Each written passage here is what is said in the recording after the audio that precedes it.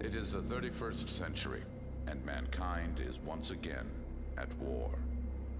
The battlefields of the future are dominated by huge robotic war machines known as battlemechs. Captain Halls, Command wants you to gain experience commanding multiple lances at once. A patrol is needed through the old habitation zone of Outer Polis City. We are temporarily assigning you Corsican lance. Proceed to the area and conduct a standard patrol. Take the opportunity to practice some multi-unit maneuvering, but stay alert. While the area has been quiet, it is still an active war zone. Should you encounter enemy forces, preservation of your lances should be your primary concern. Good luck, Captain Halls. With the loss of the Bryan's Legion mercenaries, leaving the defenders now evenly matched with the invaders, the Deneb Light Cavalry finally could do more than just harassing attacks.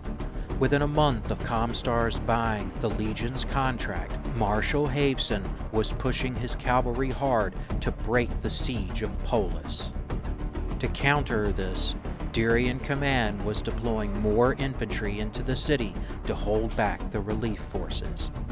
Before dawn, the infantry force of 3rd Company, 9th Durian Regulars, left their base in their Goblin tanks, escorted by Sigori Lance for deployment in the ruins of Outer Polis. The trip through the ruined habitation zone was supposed to be a simple one, but no one could have predicted that a Deneb training exercise was underway. Captain Halls, working from the cockpit of his brand new Grasshopper heavy battlemech, quickly redeployed his forces to engage the enemy. While his new mech was superior to his old Phoenix Hawk in almost every way, he could not help but feel a pang of regret seeing his former mech entering combat with another at the controls.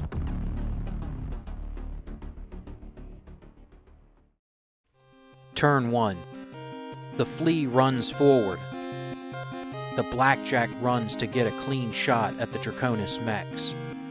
The Locust runs full speed in. The Dragon also races forward. The Hermes 2 runs between the Locust and the Flea, angling his escape. Captain Halls runs his Grasshopper through the rubble toward the enemy. The Phoenix Hawk jumps around the building in front of him, landing in front of the Grasshopper. The Raven runs through some rubble and into the ruins of a collapsed building to cut off the Hermes 2.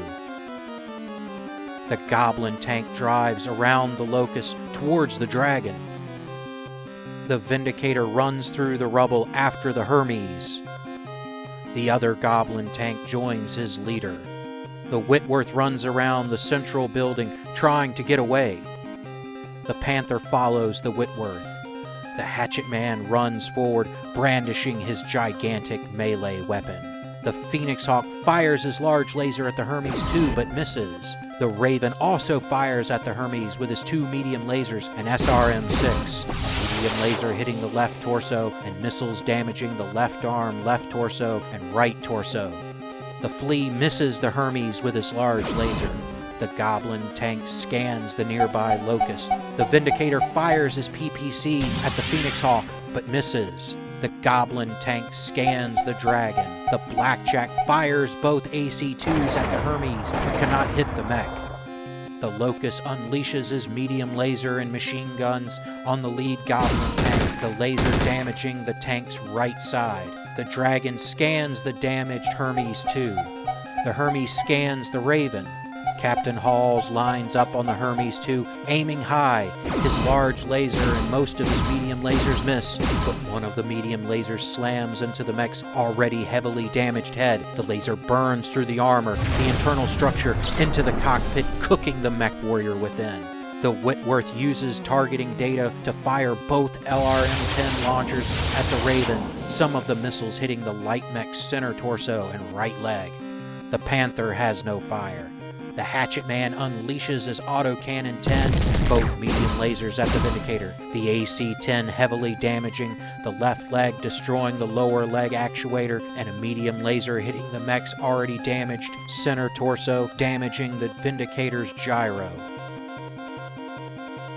Turn 2. The Whitworth runs further away from the raging battle in the center. The Blackjack backs up, trying to see the fleeing Whitworth. The Locust runs around the rear of the Caridans, chasing down the Whitworth and Panther. The Dragon backs up, trying to find the Whitworth.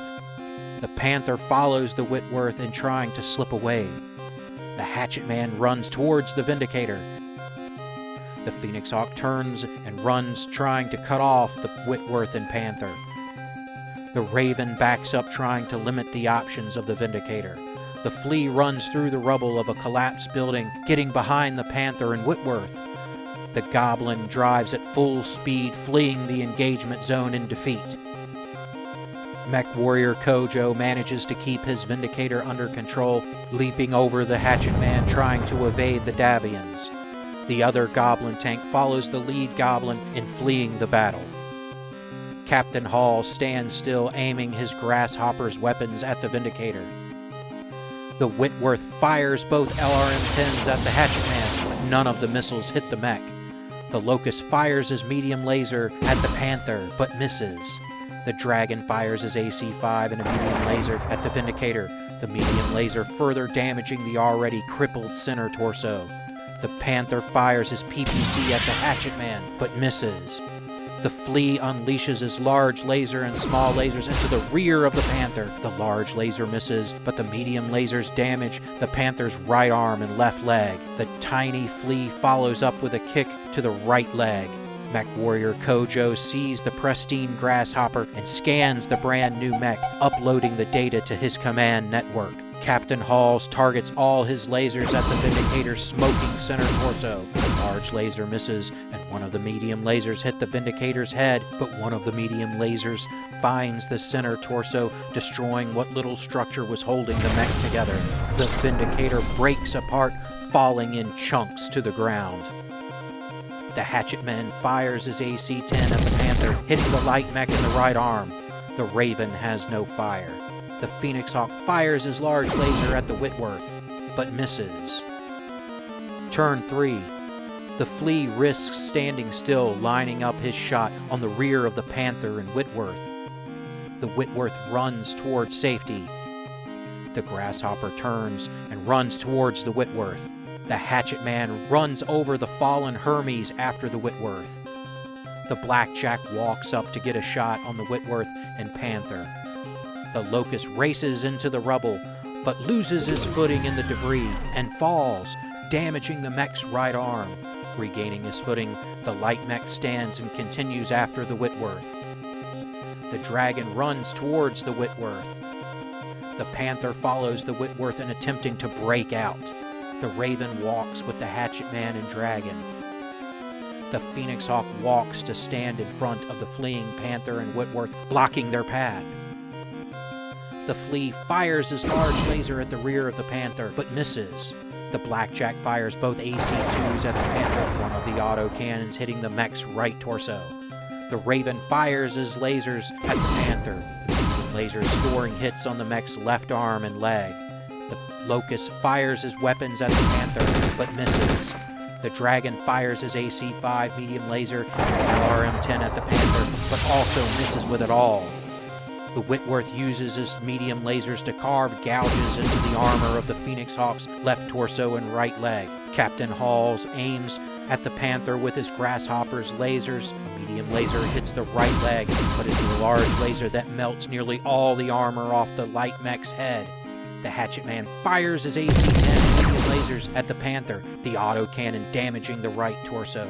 The Panther snaps off his PPC at the Phoenix Hawk, blocking his way, but misses. The Phoenix Hawk Alpha strikes the Whitworth, only a single medium laser scoring a hit on the Whitworth's right arm.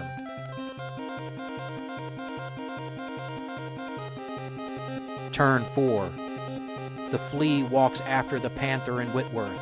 The Whitworth jumps over the Phoenix Hawk, landing just shy of safety. The Hatchet Man walks up on the Panther. The Caridan Mech Warrior and the Panther, seeing nowhere to go and his enemies closing in, turns and flees deeper into the ruins of Polis City. The Phoenix Hawk turns, following the landing Whitworth. The Blackjack walks up on the Whitworth, readying to fire. The Raven walks forward. The Locust runs into melee range with the Whitworth. The Dragon walks forward. Captain Halls walks his Grasshopper closer to the lone Draconis mech. The Raven fires first, Alpha striking the fleeing Caridon, the large laser damaging the right leg. The Blackjack opens up with all 4 of his medium lasers, damaging the Whitworth's head, injuring the mech warrior within, also hitting the center and left torsos. The Phoenix Hawk Alpha strikes the airborne Whitworth, trying to keep his enemy from escaping, the large laser ripping into the left torso, destroying 2 heat sinks. The medium lasers hit the left leg and right torso, while a machine gun burst damages the left arm. The now injured mech warrior manages to dodge the Phoenix Hawk's kick. The Locust fires all his weapons at the Whitworth. The laser misses, but the machine guns hit the center torso and head, further injuring the Draconis mech warrior. The Locust kick damages the mech's right leg. The Dragon fires his AC-5 medium laser and LRM-10 at the Whitworth, but misses. Captain Halls again fires his Grasshopper's lasers, but only a single medium laser scores a hit on the mech's center torso. The Flea lines up his large laser, firing. The large laser slams into the left torso, finding its way to the ammo bin. The few remaining missiles there explode, destroying what remained of the left torso and leaving the center torso heavily damaged. The shock of the Neuro helmet was just too much for the injured mech warrior. Now surrounded, he passes out at the controls of his crippled mech. Aftermath. Captain Halls had once again led his forces to victory against the Draconis invaders. The chance encounter had led to a resounding victory, keeping infantry forces from relieving exhausted units. The confirmed death of another Caridon Lance leader, along with the capture of 2 other Draconis mech warriors, was an unexpected outcome of what was supposed to be a simple training mission. Captain Halls met personally with Marshal Haveson shortly after his unit returned. Marshal Haveson publicly shared good news. A supply dropship had broken through the Draconis blockade. Fresh battle mechs had arrived, and 5th Company would be getting first pick. Just as importantly, Captain Hall's actions had drawn attention. The local hero was being summoned to the capital world of New Avalon. Hello, this is Adam of Dream Made Productions. Thank you for watching this video. I would ask, please help me grow this channel by subscribing, liking, leaving a comment, or sharing. I really enjoy bringing you these videos. If you would like to support the channel, I have included some places you can send Bitcoin or other crypto in the description. I have also included a link for PayPal if you would like to support that way. Please know that any amount you give will be cherished and used to upgrade equipment and improve the channel. As of the date of this video, all donations and any funds I can personally put in are being saved towards upgrading to a Canon G50 for HD video. I cannot express how honored I am that so many of you have chosen to watch my content. When I started this adventure, I thought I would just have 1 sub. Thanks, Mom. But the amount of support I have gotten has exceeded all my expectations. Thank you so much for watching, and as always, I hope you enjoy the battle reps that are to come.